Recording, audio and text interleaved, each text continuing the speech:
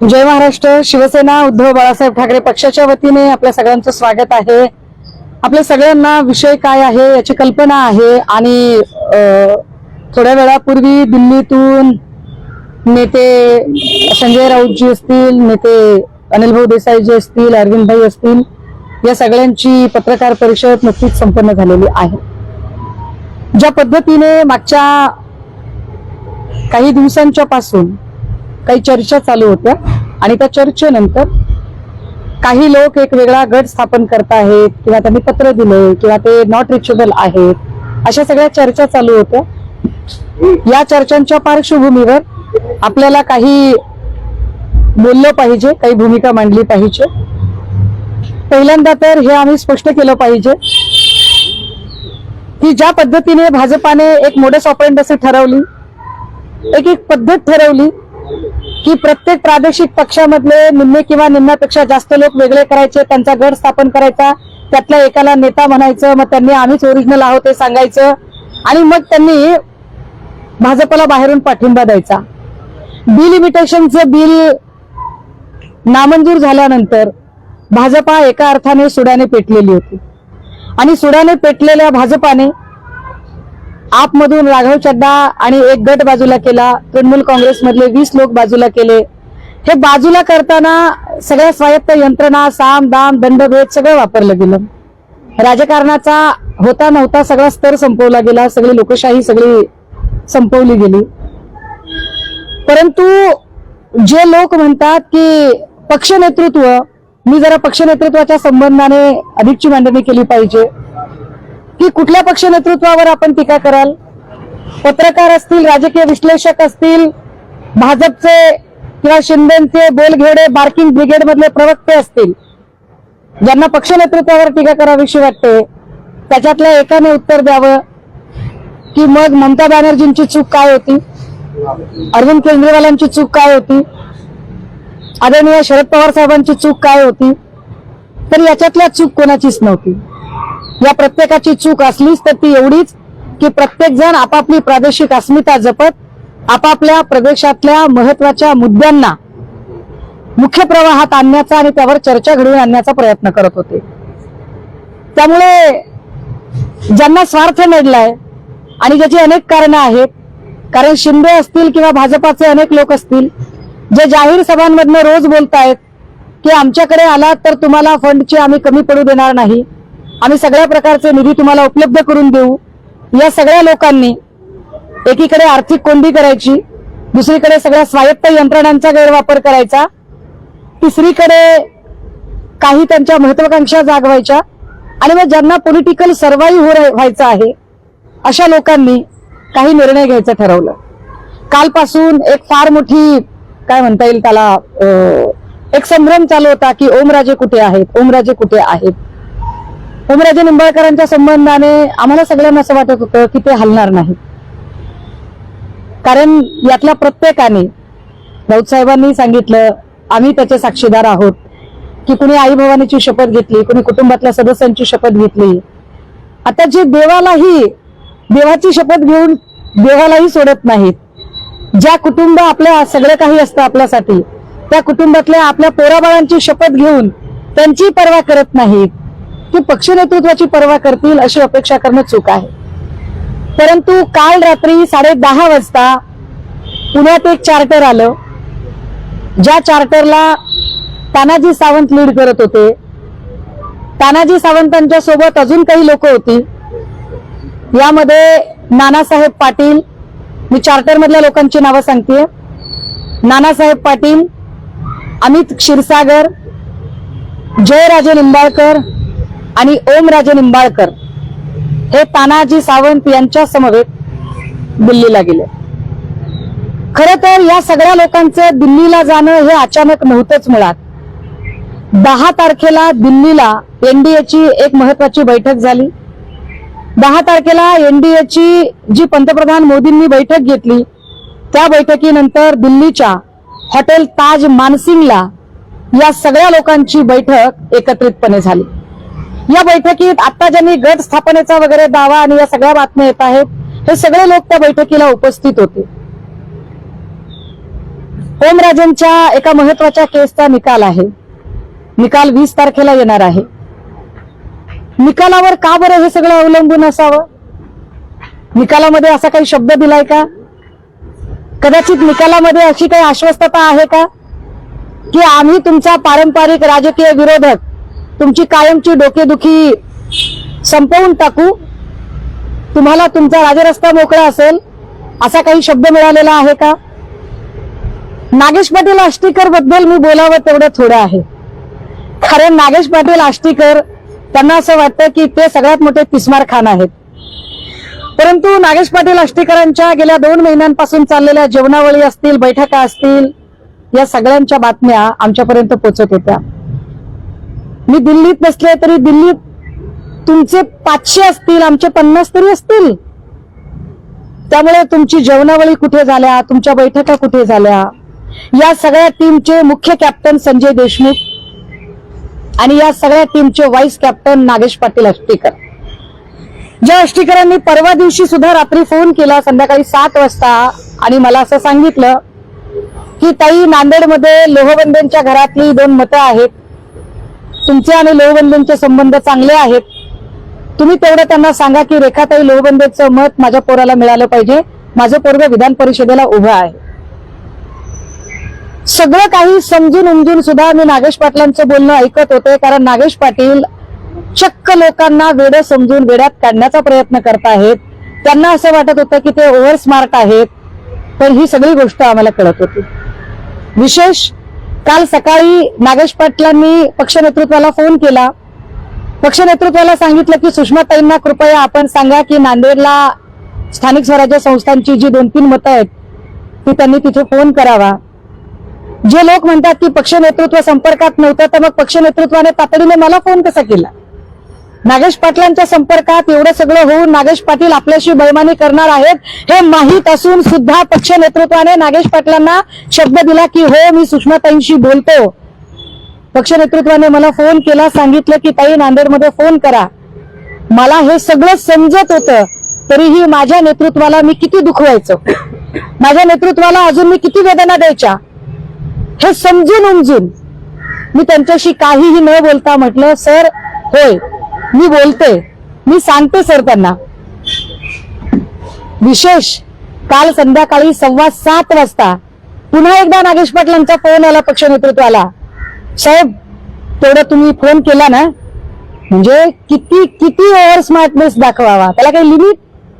म्हणजे जे लोक म्हणतात की पक्ष नेतृत्वाचा संपर्क वगैरे, अरे दादा, सगळ्यांचा संपर्क होता. पण जर इतका जर गोड बोलून जर लोक शांतीत क्रांती करत असतील, ह्याला क्रांती म्हणत नाही, याला चापलुसी म्हणतात. नागेश पाटलांचे काही आडाखे असतील, संजय देशमुखांचे आडाखे तर अगदी खूप बाळाचे पाय पाळण्यात दिसतात म्हटल्यासारखे ते आधीपासून कळत होते. आणि या सगळ्यांनी साईबाबाची शपथ घेणारा गृहस्थ, जिकडे गुलाल तिकडे चांग दिलं, कार्यक्रम यशस्वी झाला तर सगळ्यात पहिला मी मी मी म्हणणार, कार्यक्रम जर यशस्वी नाही झाला तर मी नव्हतोच असे म्हणून बाजूला होणार, अशा पद्धतीचा साईबाबाची शपथ घेणारा तो प्राणी. हे सगळेच लोक, या सगळ्या लोकांच्या हालचालींवर आम्ही 2 महिन्यांपासून बारीक लक्ष ठेवून होतो. कदाचित संजय देशमुखांना राज्यमंत्री पद खुणावत आहे का? संजीव दिना काय, म्हणजे SROचे खूप सारे मुंबईत प्रकल्प चालू आहेत, नेमकं कुणाचं काय ते अजून कळायचं बाकी आहे.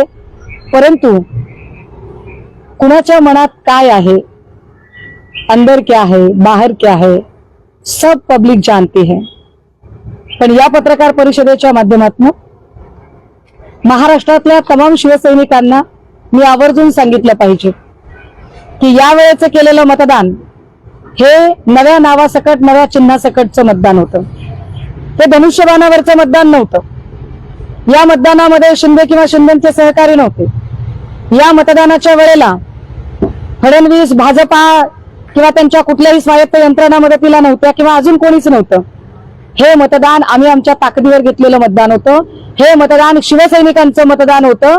शिवसैनिकांनी रक्ताचं पाणी करून 9 खासदार आणि 20 आमदार निवडून आणलेले. त्यामुळे शिवसैनिकांना पूर्ण अधिकार आहे या लोकप्रतिनिधींच्या घरात घुसून त्यांना जाब विचारायचा आणि शिवसेना स्टाईल घरात घुसलं पाहिजे एकेकाच्या आणि घरात घुसून जाब विचारला पाहिजे की तुम्हाला असं काय कमी पडलेलं होतं. चिन्ह नवीन असताना एका नव्या चिन्हाला ब्रँडिंग करायचं काम इथल्या फाटक्या शिवसैनिकांनी केलंय.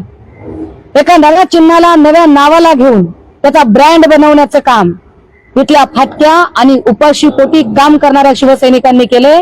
त्यामुळे शिवसैनिकांना घरात घुसून जाब विचारायचा अधिकार आहे आणि घरात घुसून जाब विचारला पाहिजे. आणि या सगळ्या ज्यांना वाटतंय की आपण फार मोठा तीर मारलाय त्या सगळ्यांचे फोन नंबर आम्ही सगळ्या शिवसैनिकांना देत आहोत. कारण हा प्रश्न आता तुम्ही आमच्या भावनांशी खेळताय. इजा झाला बिजा झाला दर वेळेला भाजपामध्ये एवढी ऐपत नाहीये का की स्वतःचे नेते तुम्ही घडवावे. जातीवंत शेतकरी म्हणून आम्ही दरवेळेला पेरत जाणार, आम्ही मशागत करणार, कोळपणी निंदणी बीज पेरणी खुरपणी सगळं आम्ही करणार आणि पीक घाट्या हुरड्यात आल्यावर आयती कणसं चोरायला तुम्ही येणार. तर तुम्हाला शिवसैनिकांनी घरात घुसून जाब विचारला पाहिजे आणि शिवसैनिक तो जाब विचारतील. ओमराजे निंबाळकरांचं तुम्ही नाव घेतलं, थेट त्यांचं नाव घेतलंय. ओमराजे निंबाळकर हे निष्ठावंत शिवसैनिक ठाकरेंचे म्हणून ओळखले जायचे. काल रात्रीपासून नॉट रिचेबल आहे. जे ओमराजे अगदी 12 वाजता जनतेची कॉल उचलायचे ते आता माझा कॉल कधी घेतला नाही बरं का ओमराजेंनी.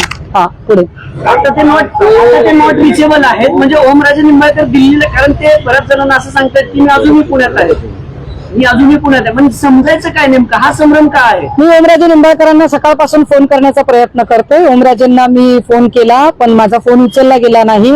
ओमराजेंच्या सोबत त्यांच्या धाकट्या भावाप्रमाणे सावलीप्रमाणे सोबत असणारे कैलासदादा पाटील यांना मी फोन केला होता. मी त्यांच्याशी सकाळी बोलले. मला कैलासदादांनी सांगितलं ताई मी दुसऱ्यांची गॅरंटी काय देऊ शकतो, मी फक्त माझी गॅरंटी देऊ शकतो. त्यामुळे कैलास पाटलांच्या बोलण्यातली संदिग्धता काय ती बरीचशी बोलकी आहे. याच्या उपर जर असं वाटत असेल की नाही मी नाहीये त्यापैकी मी नाहीये तर गट स्थापन करायला किमान 6 लोक लागतात. मग ते 6 कोण आहेत? गट स्थापन झाला हा दावा कुठून येतोय? नाही, प्रश्न असा आहे ना की जर नाहीये तर ते समोर येऊन का सांगत नाहीयेत? माझा प्रश्न तोच होता. नाही ते समोर येऊन का सांगत नाहीत त्याचं उत्तर तेच स्वतः देतील. पण माझी माहिती मी मगाशी सांगितलं, नानासाहेब पाटील, अमित क्षीरसागर, त्याच्यानंतर जयराजे निंबाळकर आणि ओमराजे निंबाळकर या सगळ्यांच्या सह तानाजी सावंतांनी लीड केलं आणि तानाजी सावंत चार्टरमध्ये होते. तानाजी सावंत त्यांच्यासोबत होते दिल्लीला जाताना, ही माझी माहिती आहे. या सगळ्याच्या संबंधाने बैठक 10 तारखेलाच एनडीएच्या बैठकीनंतर दिल्लीच्या हॉटेल ताज मानसिंग मध्ये पार पडलेली होती. त्यामुळे हे फार व्यवस्थित विचार करून प्रत्येकाने आपापलं पॉलिटिकल सर्व्हायव्हनेस बघून आपापल्या महत्वाकांक्षा म्हणजे लोकांचं मॅन्डेट, लोकांचा विश्वास, लोकांच्या भावना सगळं पायदळी तुडवून ज्या पद्धतीने केलं गेलं. पण या सगळ्यातनं मला फडणवीसांना पुन्हा एकदा हे आवर्जून मी फडणवीसांना सांगितलं पाहिजे की फडणवीसजी तुमच्या प्रचंड सत्ताकांक्षा होत्या पण आता जे काही झालं त्यानंतर महाराष्ट्रातला मराठी माणूस पुढची 20 वर्ष तरी पंतप्रधान होत नसतो. कारण तुम्हाला अडवण्यासाठीचा जो स्पीड ब्रेकर आहे तो दिल्ली ते नागपूर व्हाया दरे जबरदस्तपणे टाकलेला आहे. हा स्पीड ब्रेकर शिंदे सेना ज्यांनी जन्माला घातली आणि शिंदे सेनेची सरोगेट मदर म्हणून तुमच्याच पक्षाचे नेते जे दिल्लीत वावरतात त्यांनी टाकलेला आहे. फडणवीसजी तुम्ही जो भस्मासूर तुमच्या मुख्यमंत्री पदासाठी जन्माला घातला होता तो भस्मासूर आता तुमच्या डोक्यावर हात ठेवेल इतका बळकट झालेला आहे. त्याची काळजी तुम्ही करा. कारण मेलेलं कोंबडं आगीला भीत नाही असेही आम्ही एकदा होरपळून निघालेलो आहोत आणि सत्तेशिवाय राहायचं ठरवलं. फिनिक्स पक्षासारखे आम्ही शून्यातून पुन्हा उभे राहिलो. राखेतनं उभे राहत आम्ही 20 आमदार, 9 खासदार, पालिकेचे 65 नगरसेवक, 3 महापौर, विधान परिषदेमध्ये नार्वेकर असतील, अभ्यंकर असतील हे निवडून दिले. ज्या संभाजीनगरला सगळं शून्य झालं होतं, ज्या संभाजीनगरमध्ये महापालिका, जिल्हा परिषद सगळं शून्य झालं तरी सुद्धा आम्ही पुन्हा 92 सुद्धा विधान परिषद दिली. हे पक्षाने केलेलं आहे.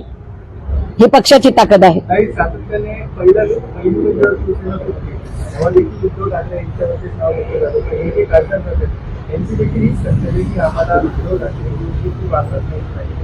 मग आपण याबद्दल काय करणार? नाही, हे काय असतं ना, माझ्या गावाकडे एक म्हण आहे, निनांद्याला 12 बुद्ध्या असतात, ज्याला नांदायचंच नाही तो 12 कारण सांगतो.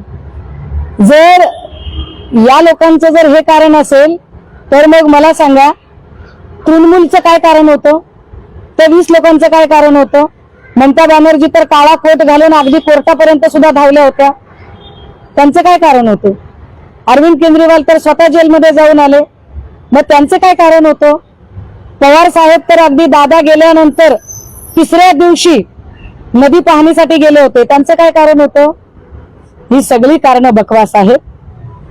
एकच महत्वाचं कारण आहे, 1 पार्टी 1 इलेक्शन.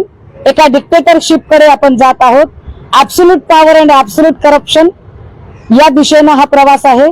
पण या सगळ्या प्रवासात ज्यांनी फोडाफोडीच्या समीकरणाला जन्म घातला, ज्यांनी ही सुरुवात केली, ते देवेंद्र फडणवीस मात्र या निमित्त ते झालं असतं तर शिवसेना टिकवायची. तुम्ही म्हणाला का सगळ्या नेत्यांच्या आम्ही नंबर देतोय. शिवसेना पुन्हा तशीच आक्रमक होणार का? शिवसेना तितकीच आक्रमक असेल. मी म्हटलं ना की शिवसेना माणसं पेरणारा, नेते पेरणारा पक्ष आहे. सगळं शून्यवत झाल्यावरही आम्ही पुन्हा हे पीक तरारून उगवून आणलं होतं. हे पीक आम्ही तयार केलेलं पीक आहे. हे पीक आमच्या मशागतीवर आलेलं पीक आहे. हे पीक चोरायचं काम जे करतायत ना, त्या चोरांना ते कळलं पाहिजे. आणि राहिला प्रश्न वंदनीय बाळासाहेबांचा, तर वंदनीय बाळासाहेबांच्या काळातही राणेंची बंडखोरी झालीच होती की तेव्हाही झाली होती. पराभव झाला होता, ज्या पद्धतीने बाळासाहेब शिवसैनिकांना आदेश द्यायचे. दादा अजून ऐका, 2.5 वर्ष इलेक्शनला आहेत. ती आक्रमकता उद्धव ठाकरे यांच्यात दिसत नाही, म्हणून सातत्याने पक्ष फुटतो. अशी सगळी संधी इतरांना भेटते. मला असं वाटतं की माध्यमांकडून किंवा अजून कोणाकडून एक नरेटिव्ह सेट करण्याचा जो प्रयत्न केला जातोय, कृपया त्याला जरा छेद द्या. एक फार चांगली म्हण आहे इंग्रजीमध्ये, यशाला अनेक बाप असतात, अपयश पोरकं असतं.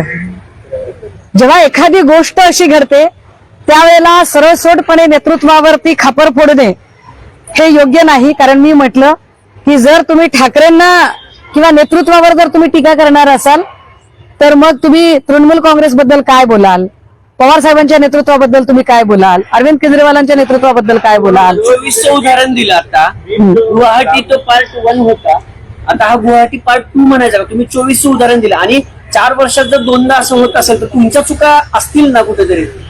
हो, आमच्या चुका आहेत ना. आमची चूक ही आहे की आम्ही पुन्हा एकदा म्हणजे आईची शपथ घेतल्यावर, बापाची शपथ घेतल्यावर, लेकराची शपथ घेतल्यावर आम्हाला असं वाटलं की माणूस जे काही करतो ते आई, बाप, पोरं, बाळ, बायको यांच्यासाठी करत असतो, कुटुंबासाठी करत असतो. फार हिंदुत्ववाद मानणारे, देव, देश, धर्म मानणारे लोक देवाला आणि धर्माला प्रमाण मानत असतील, पण देवा धर्माची शपथ घेऊन, कुटुंबाची शपथ घेऊन जर लोक पलटत असतील तर त्याला आपण काय करू शकतो? बरं सुषमाताई, आता उद्धव ठाकरे यांनी पत्रकार परिषद घेणं अपेक्षित होता, परंतु इतका मोठा भूकंप झालेला असताना देखील उद्धव ठाकरे माध्यमांसमोर आलेले नाही किंवा त्यांची भूमिका असू शकते. उद्धव ठाकरे पत्रकार परिषद घेतील, काळजी करू नका. सकाळपासूनचा जो एकूण घटनाक्रम चालू आहे त्या घटनाक्रमामध्ये दिल्लीत एक पत्रकार परिषद संपन्न झाली आहे. उद्या आम्ही जो व्हीप जारी केलाय त्याच्यानुसार उद्या आमची बैठक होते. उद्याच्या बैठकीला अजून कोण कोण हजर राहते एक क्लिअर पिक्चर हातात येऊ द्यात. त्या क्लिअर पिक्चर नंतर स्वतः पक्ष नेतृत्व सुद्धा आपल्या सगळ्यांशी संवाद साधेल. आता जी जी माहिती आमच्याकडे आहे, ज्या ज्या पद्धतीची माहिती येते, ते सगळे अपडेट आम्ही आपल्यासोबत शेअर करत आहोत. देसाई आणि सावंत यांनी व्हीप दिलेला आहे, परंतु आपला व्हीप उशिरा केल्यामुळे इनव्हॅलिड ठरला अशी माहिती मिळते.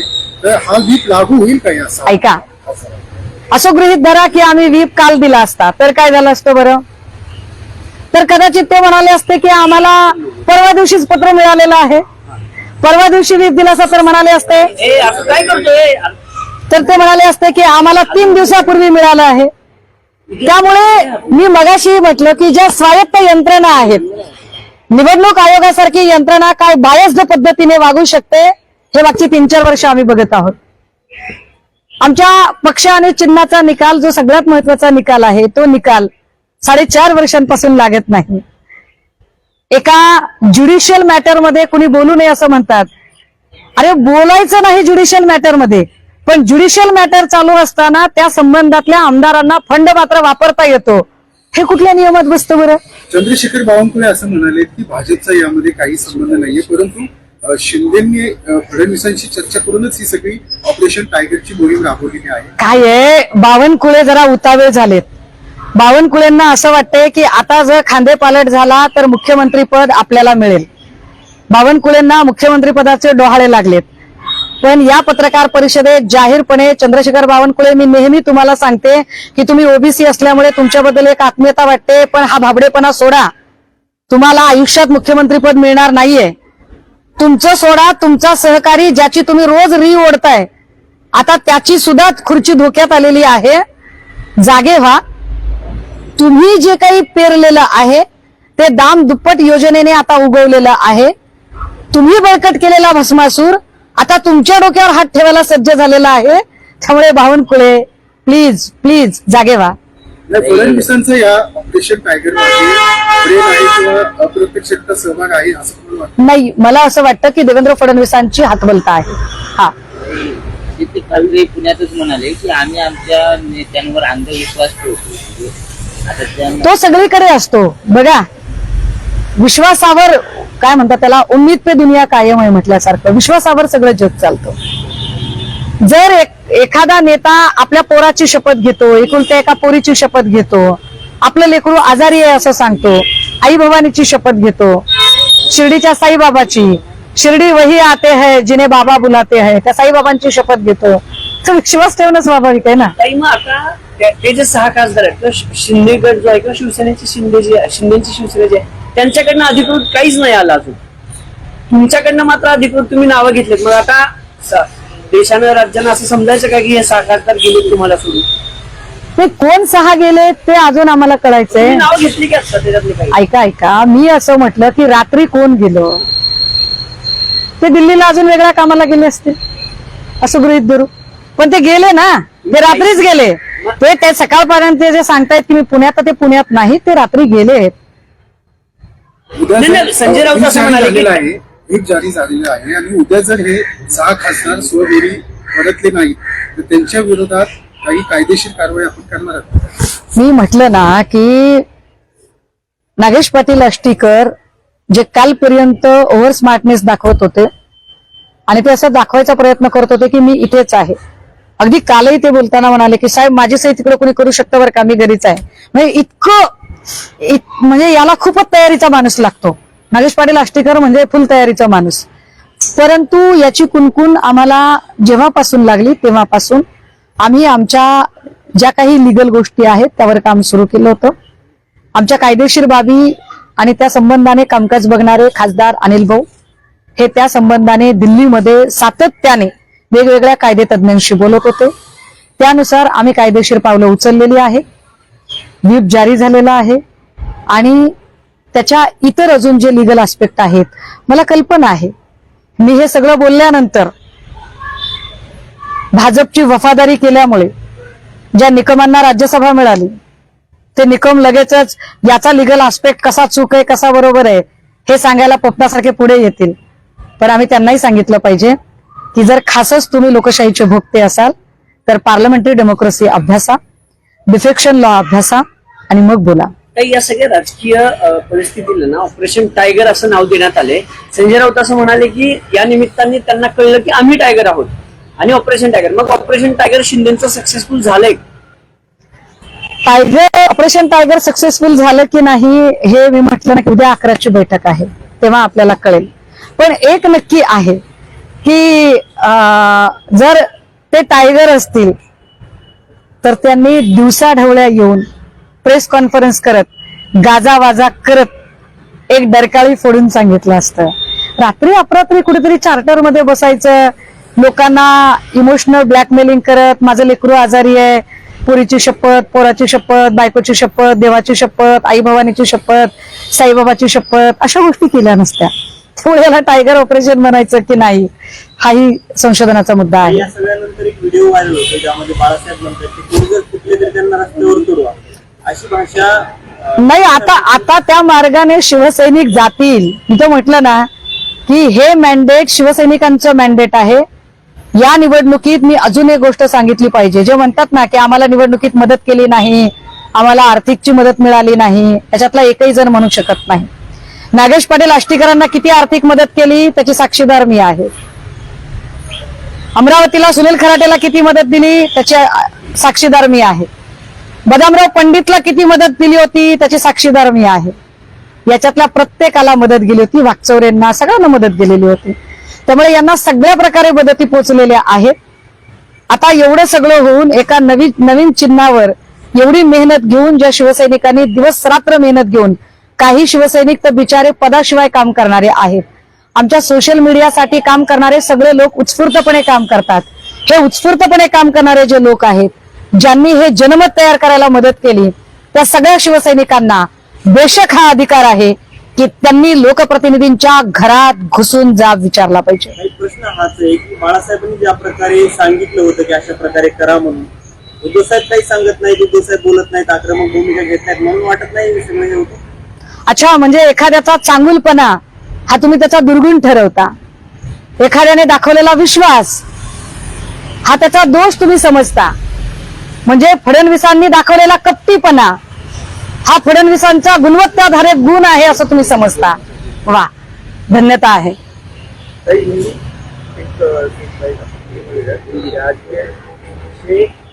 पिछले 15 दिनों से काफी चर्चाएं चल रही थी, बहुत सारे रूमर्स फैल रहे थे और उसे लेकर अब चित्र थोड़ा थोड़ा स्पष्ट होता जा रहा है. सुनने में आया है कि कुछ लोग अपना एक अलग गुट स्थापित कर लोकसभा अध्यक्ष ओम बिरला जी को पत्र सौंपने जा रहे हैं. किंतु जैसे ही यह चर्चा हम तक पहुंची, हमने इस पर कानूनन कार्रवाई के बारे में सोचना, समझना और उस पर काम करना उचित समझा. और इसी को लेकर पिछले 3-4 दिनों से हमारे नेता अनिल भाऊ देसाई, हमारे संसदीय नेता अरविंद भाई सामंत, हमारे पार्टी के नेशनल स्पीकर संजय राउत जी, इन्होंने कुछ कानूनन कार्रवाई के तौर पर पुख्ता कदम उठाए हैं. हमने आज पार्टी का व्हिप जारी किया है. कल 11 बजे पार्टी की सांसद की बैठक बुलाई है. उस बैठक में और ज्यादा चित्र स्पष्ट हो जाएगा. हम इतना ही कहेंगे कि जिन कानूनन कार्रवाई के तहत हम कुछ कदम उठाने जा रहे हैं, यह सफर इतना भी आसान इन लोगों के लिए नहीं होगा. जो भी लोग यह कदम उठाना चाहेंगे, शायद हो सकता है किसी के कानूनन केस चल रही हो, केस में कुछ पेचीदा कुछ मकाम आया हो, शायद किसी को किसी कानूनन केस में अपना मन चाहा रिजल्ट चाहिए हो, शायद हो सकता है किसी को राज्य मंत्री पद की अपेक्षा हो, शायद हो सकता है कि किसी को मुंबई के एसआरए के प्रोजेक्ट्स की अपेक्षा हो, चाहे जो कुछ हो. लेकिन हम इतना ही कहना चाहेंगे कि यह क्लियर कट मैंडेट मशाल चुनाव चिन्ह पर मिला था. यह क्लियर कट मैंडेट यहाँ के शिव सैनिकों ने आधे पेट रहकर कमाया हुआ था. इसलिए शिव सैनिकों को यह हक है कि वह अपने लोक प्रतिनिधियों को घर में घुसकर जवाब मांग सकते हैं. जवाब मांगने का उन्हें पूरा पूरा नैतिक हक है. नहीं, ऑपरेशन सक्सेसफुल हुआ कि नहीं इस पर बात करेंगे. इसे टाइगर शब्द मत जोड़िए, क्योंकि टाइगर ऐसे छुप छुप कर कभी नहीं जाते हैं. कभी गुवाहाटी में छुप कर जाएंगे, कभी ऐसे चार्टर लेकर जाएंगे.